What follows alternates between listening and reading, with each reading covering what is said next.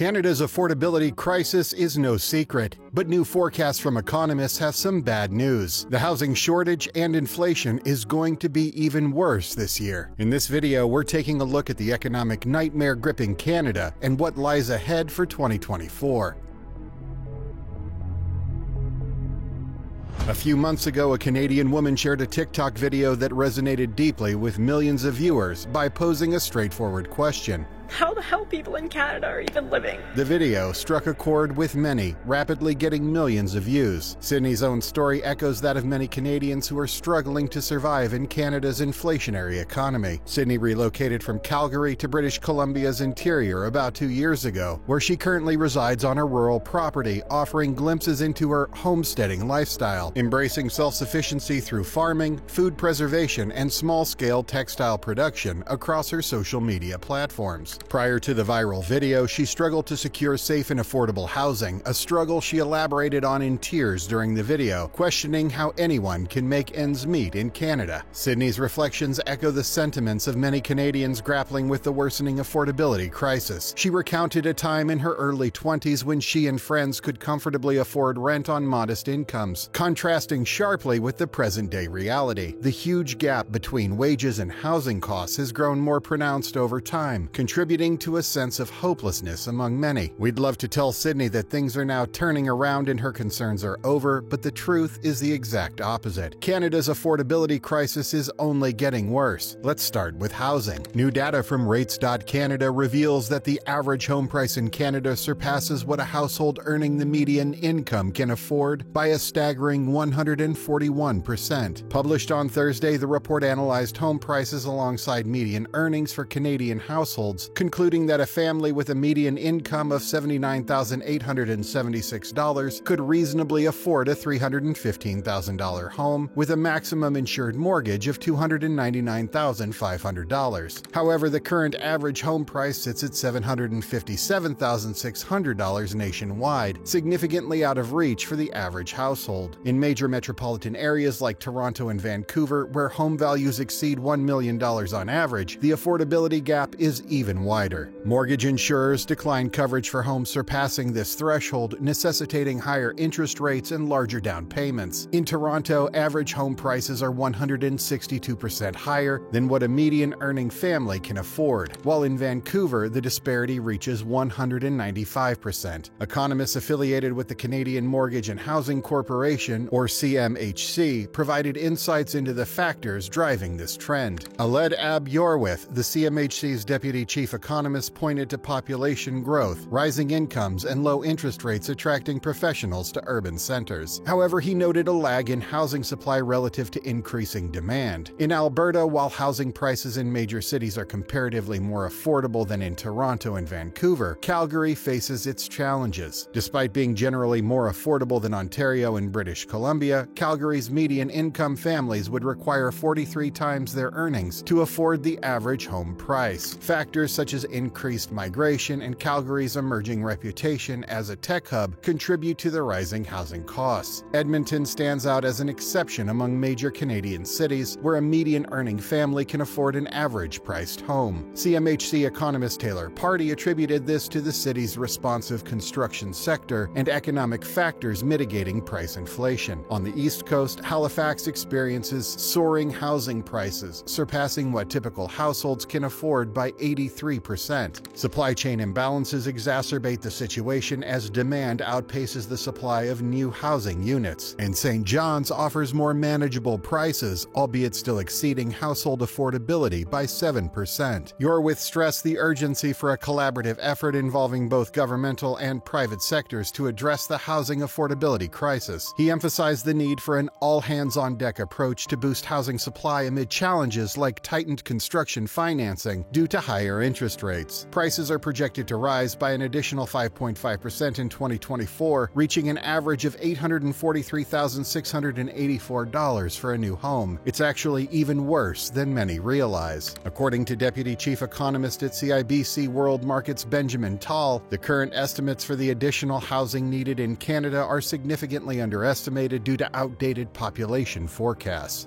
As TAL stated in a report on February 6th, the raw numbers are chilling. Canada requires an additional 5 million units by 2030, far past the widely circulated estimate of 3.5 million homes. TAL attributes this significant gap in forecasting to the lack of credible projections, targets, or capacity plans for non-permanent residents who constitute a significant portion of the planning deficit. The initial projection of 3.5 million new homes above the usual pace by 2030 was put forth by the Canada Mortgage and Housing Corporation, or CMHC, in June 2022, with subsequent reaffirmation in September 2023. However, TAL explains that this projection became obsolete upon its release due to being based on a population assumption of 38.9 million, falling short by 1.2 million from the actual population, which already stood at 40.5 million in October 2023. He notes that even Statistic Canada's population forecast for 2023 is outdated, projecting 39.4 million, thus worsening the housing shortage. TAL emphasizes that this forecasting failure not only impacts individuals seeking housing, but also exacerbates affordability challenges. TAL and other economists like Marc Desormeaux from Desjardins Group foresee little improvement in affordability due to continued strong population growth and mass immigration streaming into the country. Canada's housing affordability crisis is only getting worse. Take British Columbia, for example, where affordable housing remains inaccessible for over a third of British Columbians. The modeling and analysis used by Housing Minister Ravi Kahlon to justify the BC NDP's extensive upzoning of single-family middle-class neighborhoods indicates that it will generate less than half the required supply to meet demand. According to estimates from the Canada Mortgage and Housing Corporation, to restore housing affordability in BC to early 2000s levels, an additional 610,000 units need to be built. That's nowhere even remotely close to happening. Tom Davidoff, one of the report's authors, urges caution regarding the affordability outcomes of the upzoning and the timeline for these changes. The British Columbia's NDP's strategy appears to be more of a short-term communication exercise aimed at boosting homeowner wealth and renter optimism leading up to a provincial election rather than a genuine solution to the housing affordability crisis. The urgency of the housing affordability crisis is evident, especially for those experiencing core housing need, individuals whose housing is insecure, inadequate, or unaffordable. In British Columbia, nearly 15% of the population spends more than 30 to 50% of their annual income on housing. This underscores the need for immediate intervention by the provincial government. Statistics Canada reports that the core housing need in Canada stands at 10.1%, with BC being the second worst province at 13.4%. Renters are disproportionately affected, with 20% experiencing severe housing need compared to only 5.3% of homeowners. The blame directed at local governments for inefficiencies in approvals and resident opposition, commonly known as NIMBYism, not in my backyard, conveniently shifts focus away from the private sector's role in driving up housing prices. Local governments are limited in their ability to intervene in the upzoning and subdivision processes, despite recognizing the urgency of the situation. When property taxes are factored in, another troubling aspect emerges. While certain regions, such as St. John's, New Brunswick, feature significantly higher tax rates, there are areas where home prices remain exorbitantly high, despite comparatively lower property taxes. For instance, Vancouver boasts the lowest property tax rate in Canada, yet its housing market sees prices skyrocketing well beyond $1 million.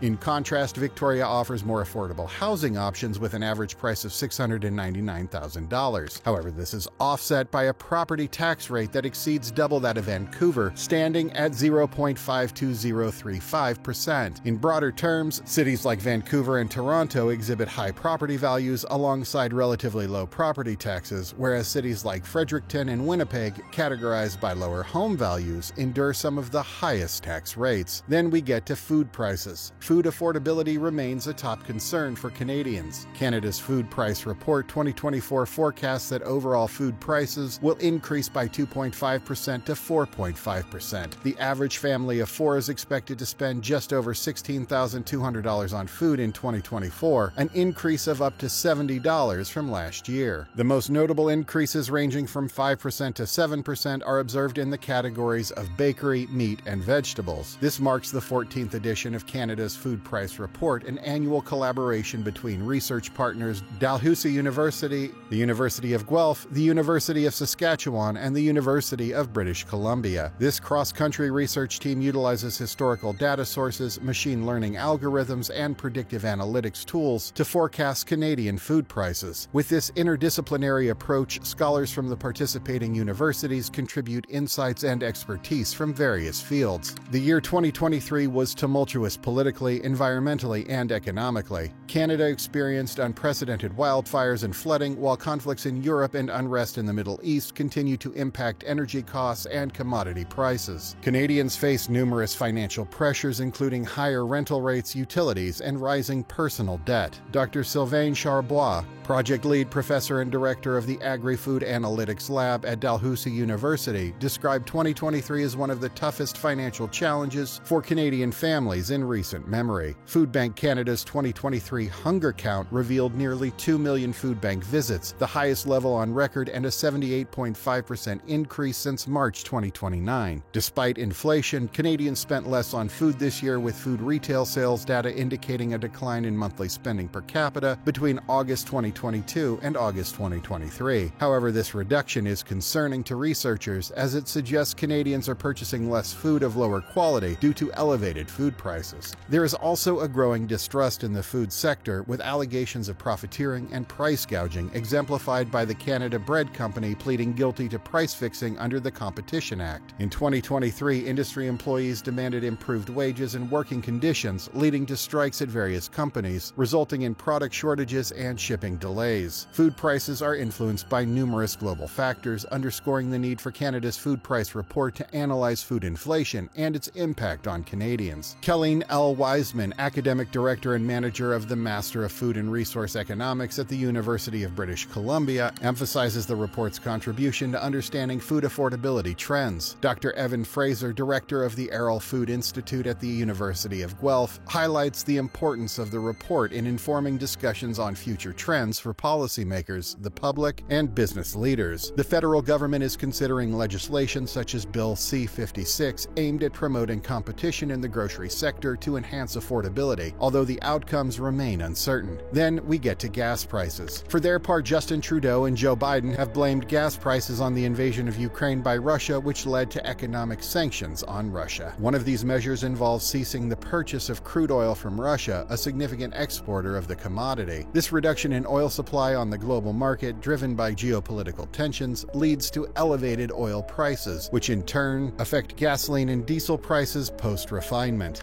During the pandemic's 2-year span, global economies experienced a significant slowdown, resulting in a sharp decline in oil demand. Consequently, oil companies halted new drilling projects and scaled back refinery operations. As nations transition towards post-pandemic recovery and economic activity resumes, oil companies face challenges in ramping up production to meet escalating demand. The delay in drilling new wells and restarting refineries exacerbates the supply-demand imbalance, thereby causing gas prices to surge. Moreover, disruptions in supply chains due to the pandemic have driven up transportation costs, contributing to general price inflation and further impacting gas prices. The Organization of the Petroleum Exporting Countries, or OPEC, reduced oil production to maintain predetermined price levels. However, as demand rebounded, OPEC refrained from increasing production in tandem, thereby maximizing profits and driving up oil prices. Gas prices are likely to remain high as long as geopolitical tensions persist and post-pandemic economic recovery continues to drive up oil demand. It's likely that Canada will see a slight spike in gas prices this year. According to Michael Manjuris, chair of global management studies at the Toronto Metropolitan University, an increase to the carbon tax will cause a 2.5 to 2.6% rise per liter in the cost of gas going into 2024. However, Manjuris says it should stabilize partway through the year. The reason we're seeing a kind of stability or flattening of that raw material price is because of the higher inventories in the United States currently, Manjuris said, and the predicted lower demand from China. So overall, we shouldn't see significant increases in gasoline prices over the course of 2024. In 2022, gas prices surged due to a number of geopolitical factors, and at one point hit a record $214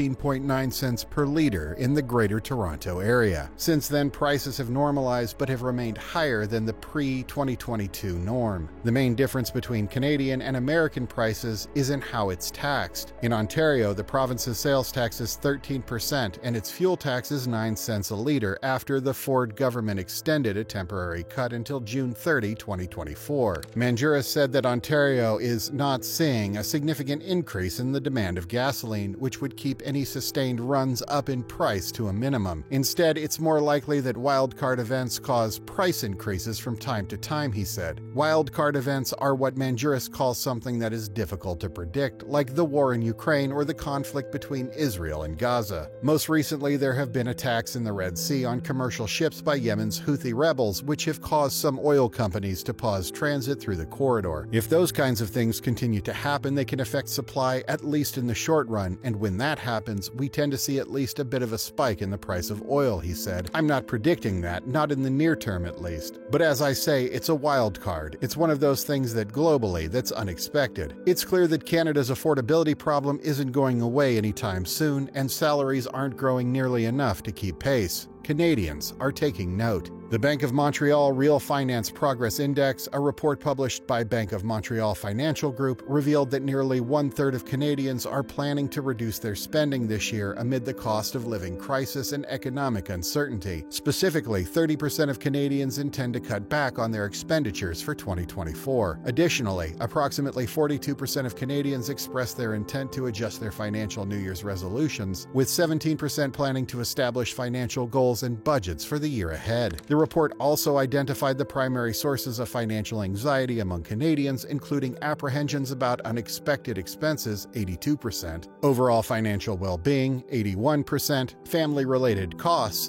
65%, and meeting monthly financial obligations, 61%. Despite a significant portion of respondents setting financial objectives such as retirement planning 59%, or saving for vacations 46%, debt reduction 39%, and accumulating funds for major purchases 36%, the report revealed that 69% of Canadians lack a comprehensive financial plan and 60% do not have a household budget at all for 2024. With an aging population, Canada's situation is likely to get worse, with retirement also increasingly difficult. By 2030, Canada is projected to join countries like Japan and Germany as a super-aged society, with 1 in 4 individuals surpassing the age of 65. The challenges of aging, including the accrued expenses of mobility aids, healthcare devices, and home care, are becoming increasingly evident to younger seniors, particularly as they witness their parents' struggles. The Healthcare of Ontario Pension Plan's 2023 Canadian Retirement Survey findings, as cited in the report, suggested that as many as 32% of working Canadians, including 1/5 of pre-retirement workers aged 55 to 64 years, have never saved any money for retirement. With younger folks starting out trying to find somewhere to live and put food on the table at these prices, expect the retirement crisis to only get worse as well.